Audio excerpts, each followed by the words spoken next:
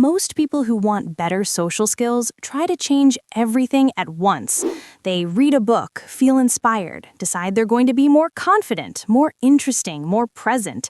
And then 3 days later, nothing has changed because motivation isn't a practice system. Here's the more interesting question. What if getting better at social skills works almost exactly like getting better at anything else?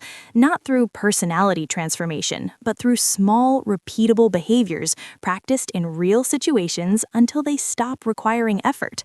That's what a 30-day reset actually looks like. Not a challenge, not a reinvention, just a deliberate set of micro behaviors, practiced daily, reviewed weekly. And most of them come from one of the most tested frameworks in this space, Dale Carnegie's work, distilled into something you can actually run in your everyday life without announcing it to anyone. Let's start with the foundation. Before any specific drill, there's one thing Carnegie says matters more than technique. He calls it a deep, driving desire to improve.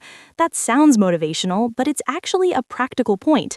If you don't genuinely want to connect with people, the behaviors won't land because people feel the difference. Performed interest reads as performance. Real interest reads as warmth. So the first quiet decision is, are you doing this to become someone you're not, or to get better at something that actually matters to you? If it's the second one, here's where to start.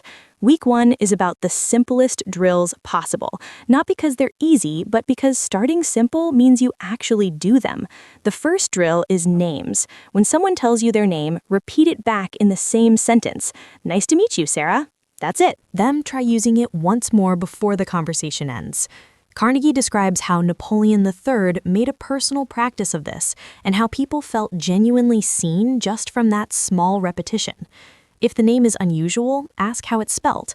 That question alone signals you thought their name was worth getting right. After important conversations, write the name down privately.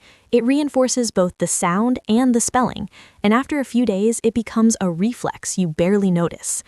It sounds almost too small to matter, but names are one of the fastest ways to make someone feel like a specific individual rather than a face in a crowd.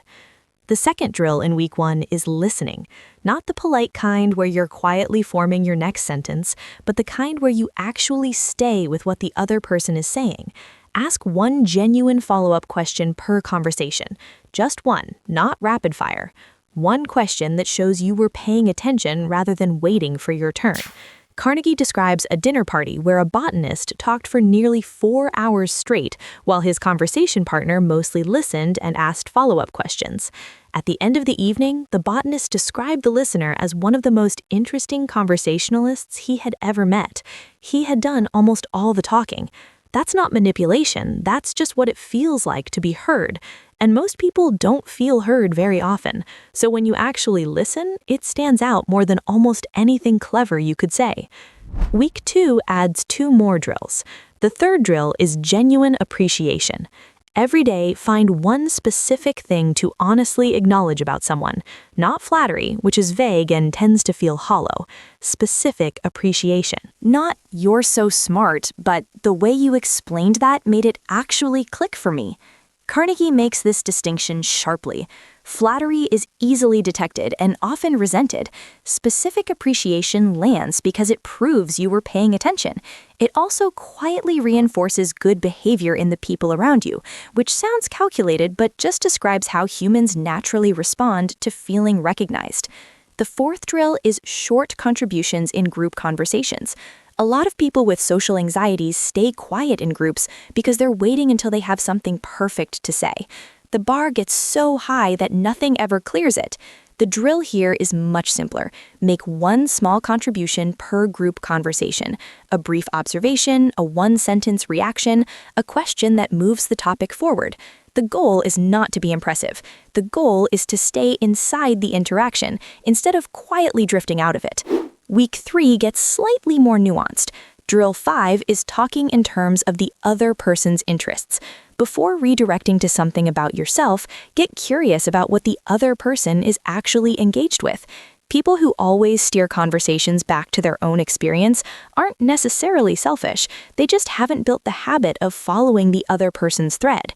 Practicing this means noticing the moment you're about to redirect and choosing to stay on their topic for one more exchange instead. Drill 6 connects directly to this. Make the other person feel important, and do it sincerely. This doesn't mean showering people with compliments. It means treating what someone says as worth engaging with, responding to their idea before jumping to yours, acknowledging their point before disagreeing. These are small moves, but they change the entire texture of a conversation in ways people register without being able to name. Now, here's where the system part becomes important, because drills without review don't actually stick.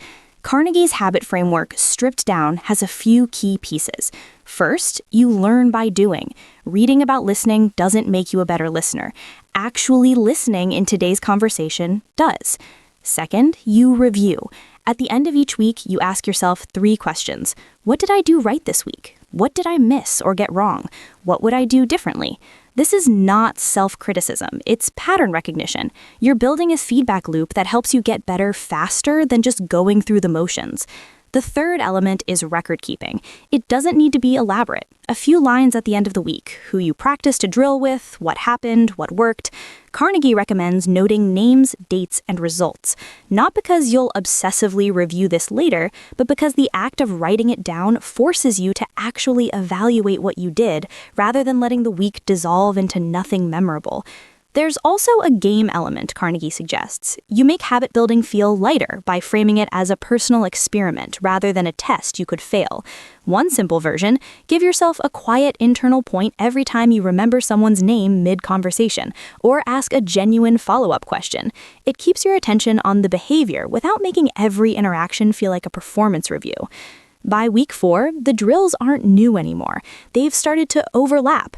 You'll notice that using someone's name and asking a follow-up question and staying on their topic are not really separate skills. They're all expressions of the same underlying thing, treating the person in front of you as worth your actual attention. That's the insight hiding inside Carnegie's entire framework. It's not a set of persuasion techniques. It's a structured way of practicing genuine presence. And the reason it gets easier with repetition is that at some point, the behavior rewires into your default. The follow-up question starts coming naturally. The name stays.